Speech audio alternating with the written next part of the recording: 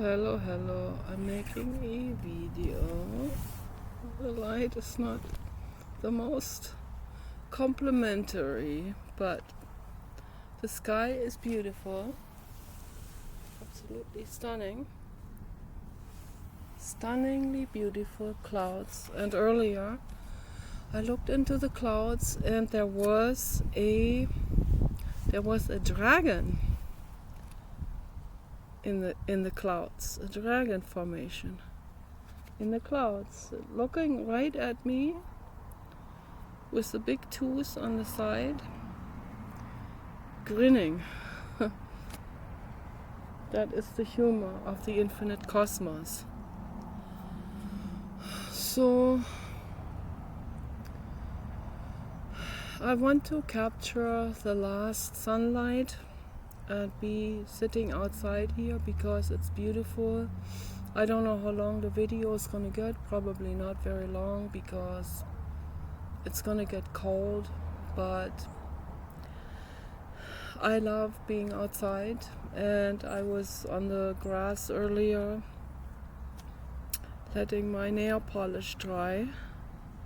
It's on the grass with my back on the grass and my arm on the grass, getting grounded, and that felt really good for like an hour. Felt really good. And I always like looking up into the English laurel because the English laurel is absolutely stellar and magnificent.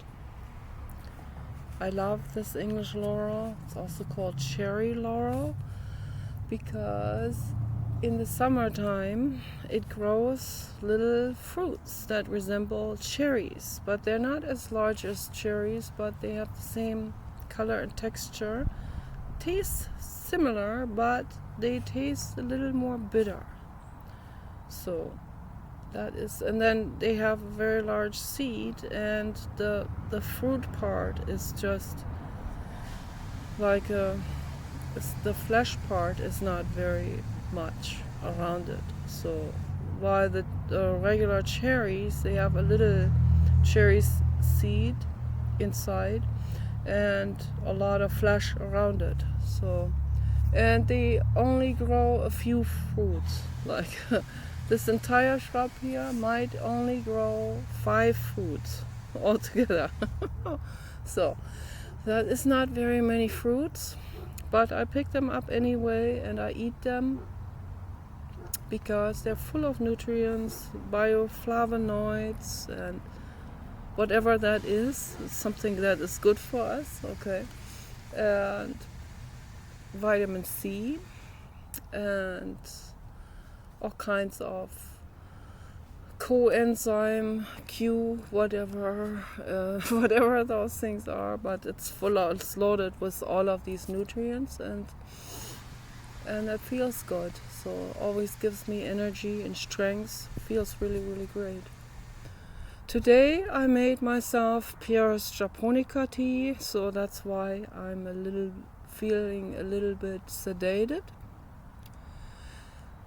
but in a good way, in a very relaxed and good way, sedated, without feeling like drugged or drowsy. So just sedated in a natural, calm, good way. And if there was a dangerous situation, I could still run and I could still jump up and my fight or flight would still take over. So I wouldn't be incapacitated like I was under those horrifically strong drugs that I was taking in October and November 2024. So that was hardcore, and I don't ever want to experience something like this again in my life. And I can see how easily you get addicted to those things. People get addicted to it all the time. They have a class action lawsuit against them already. I forgot the drug name now, but it's one of these really bad ones. It's an opiate. It's a synthetic opium chemical molecule. So They imitated it, of course, so they can patent it. And I don't recommend to take the original opium molecule either. So that's also an opiate. Oh, that's an opium. Okay, the original is called opium. The synthetic ones are called opiates because they are imitations. Opiate, A8, meaning it is a synthetic imitation.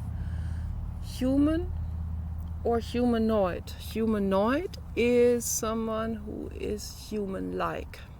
It's a synthetic human. No, it's not necessarily a synthetic human. It could be a synthetic Repto, or it can also be an original Repto. So they exist. Yeah, I know that now for sure, for absolute certain. I don't doubt my so-called hallucination, in quotation marks.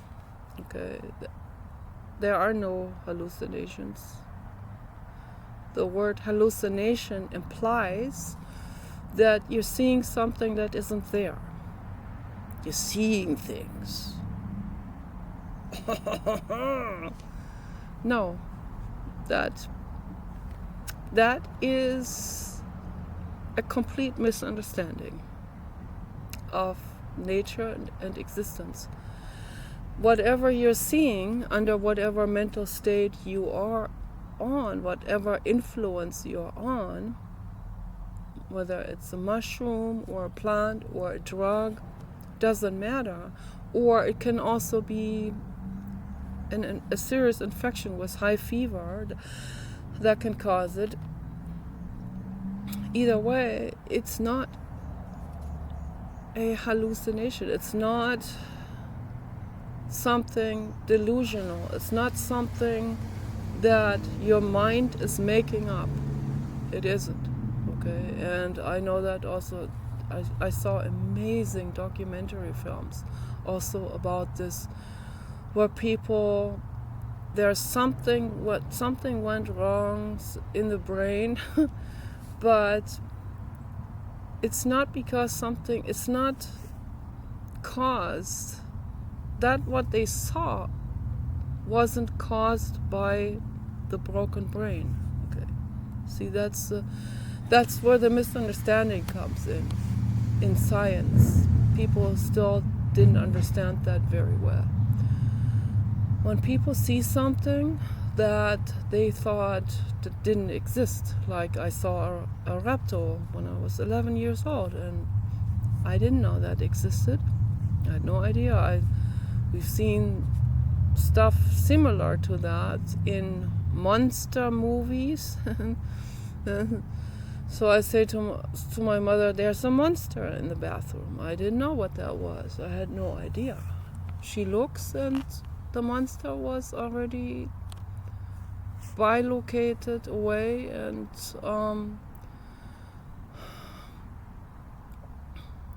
beamed himself away. So that's what it is. So, and they're capable of that. And they don't show themselves to everyone. So, and not everyone is in the mental state, in the mental capacity to see them either. Even if they appear to some people, there may be other people in the same room that are in a totally different mental state, where all the defense mechanisms are really up and working. They're not having a fever, they're not on some substance, and they don't see him because we have a discrimination ribbon in the brain, which is a filter that filters these things out. That means these things are real. Okay. What people see in their hallucinations, in quotation marks, is real. It's not a hallucination. It's not something they make up. It's not something the brain is making up. It is actually there. Why do you think dogs sometimes bark at a closet? What do you think is there? You don't see anything, you don't perceive anything, but your dog perceives that entity, okay? So that has been happening so many times. And then people think, oh, my dog has hallucinations. No, they're just much more psychic than we are, okay? Much more psychic. They don't have this discrimination ribbon to that extent as humans have. So apparently to have this discrimination ribbon, it must have served some kind of advantage in evolution. So to be able to filter out information that is in your surroundings served an evolutionary advantage through time. So that's why it formed, and then it had an advantage, so it stayed. These things probably don't form just like that. They form gradually. These things happen gradually. That's why a lot of stuff is built on top of old stuff in the brain. You have the brain stem, that's the reptile brain, the reptilian brain. Then we have the limbic system, and then we have the neocortex. Okay, we have these three broad levels in the brain. And the neocortex is the reasoning part, and this discrimination ribbon it's the filter that prevents some of the stuff that we perceive to be routed into the neocortex. But it goes through the other brain regions, unfiltered. It only gets filtered out before it gets into the neocortex. That's how I understand it. I might be wrong, but I think it does get perceived. So we might feel funny or tense up all of a sudden, and we don't know why. Because it's then filtered out when it arrives in our central nervous system, the neocortex, the cortical, all of the cortical functions, particularly the frontal lobe area, which is not very developed in smaller land animals. So particularly less developed in reptiles. So if you look at a crocodile, you see that the frontal cortex probably they don't even have a frontal cortex. Not very, and if they do, it's very rudimentary. It's not protruded or anything. But there was a dinosaur that had this frontal cortex, that had all kinds of bulging out brain capacities. And I forgot the name. There's no way I can remember this name. It's just such a phantasmagorical name of this dinosaur, but I'm going to look it up again. I'm going to try to memorize it if I can. I have to use a donkey bridge for that. Donkey bridge, when you want to memorize something, that just a word that is so foreign and strange word, that a strange name is very difficult to memorize because we don't have anything to associate it with much. It's very difficult. So Donkey Bridge is an association bookmark, sort of, So if you can attach something to that name, that whatever it is, even if it's something silly, if it's Stegoraptosaurus or something, then you can, if you want to remember it, then you have to attach something to it, something else that another, like a steak or not the meat steak, but like a hiking pole steak or something, and then you envision having that dinosaur having lots of those steaks coming out the back of the spinal cord. Something like that's a donkey bridge. That's how we remember things. The Stegosaurus is easy to remember.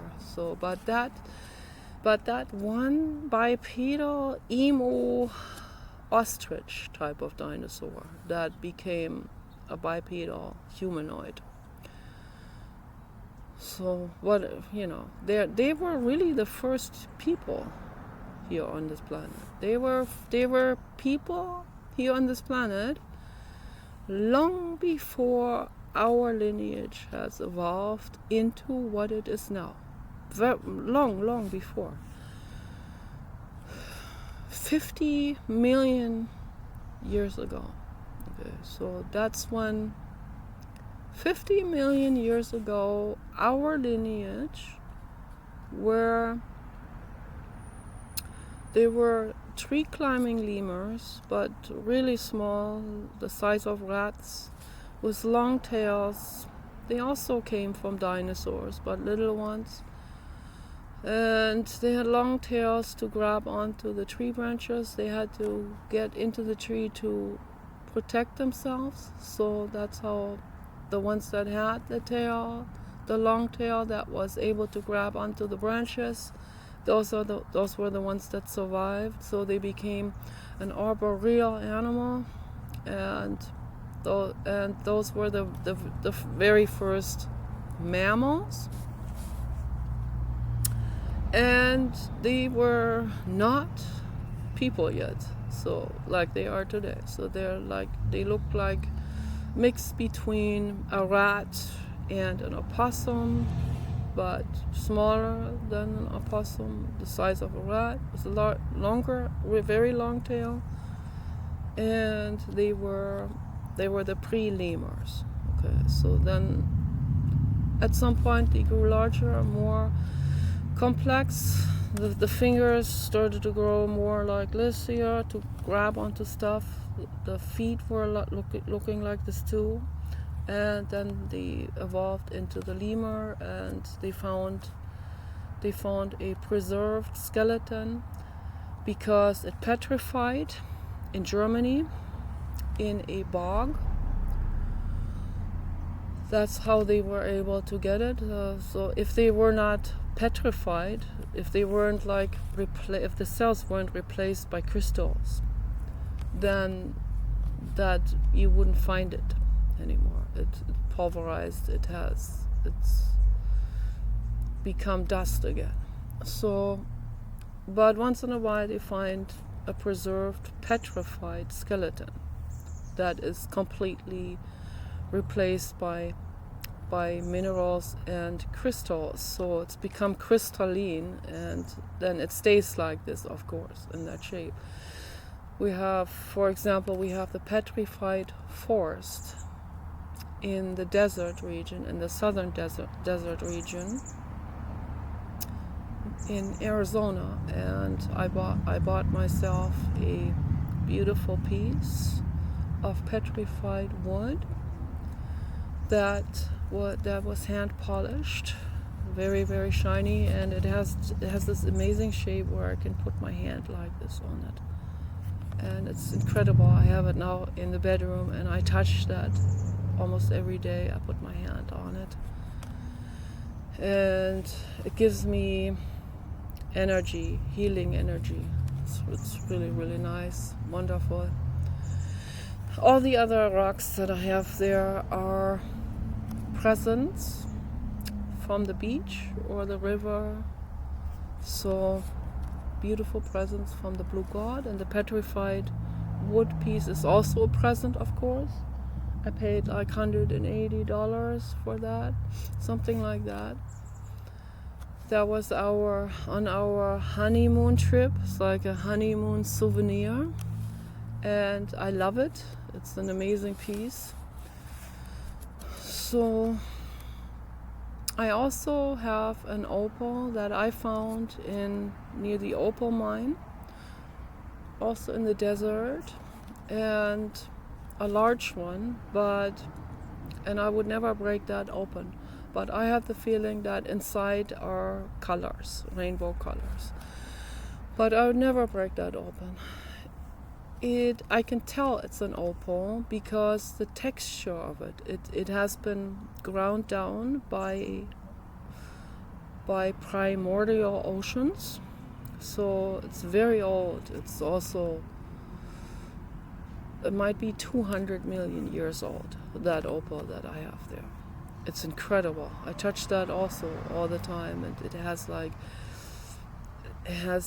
a calcite mixed type of outer surface, so it doesn't sparkle or shine on the outer surface, but I can tell that there are water molecules embedded into the minerals, the crystalline structure. And that's what opals are. Opals have the water molecules embedded in the large structure. So that's why it's not water, but it creates this iridescent glimmer because of the water molecules that are embedded into the crystal. It's really incredibly amazing. So it has an amazing energy, and an opal, whether it shines, whether it has rainbow colors or not, doesn't matter. It has a powerful energy. It vibrates. I can feel the vibration in all of my rocks that I have, in all of them. Yeah, I found that at the opal mine. I didn't find that at the beach, but it is rounded on the edges. It has been ground into like a very, very smooth, not super shiny, but a very, very, very, very smooth surface. Very, very, you can pet it like this, and it's very, very, very smooth. Almost shiny, but not like hand polished, but almost shiny, and I love that when I find a piece like that, because that means they have been tumbling through oceans or primordial oceans for millions of years. So that's why they are rounded, and that's why they are smooth on the surface. And they feel so incredibly good, and you can see when it's ground down and polished like this by the ocean tumbling and the sand and all of that, then you can actually see the mineral and crystal twirls and veins inside of that rock, which is very, very nice. I love it. And the petrified rock piece, it's like looking into the rock, because it had been hand polished on the top level of the rock. Very, very nice. So the sky is beautiful. Oh my gosh, beautiful. It's absolutely beautiful. The blue god. So it's getting a little bit cold now. I guess I'm going to turn the video off. So peace and love for all living beings.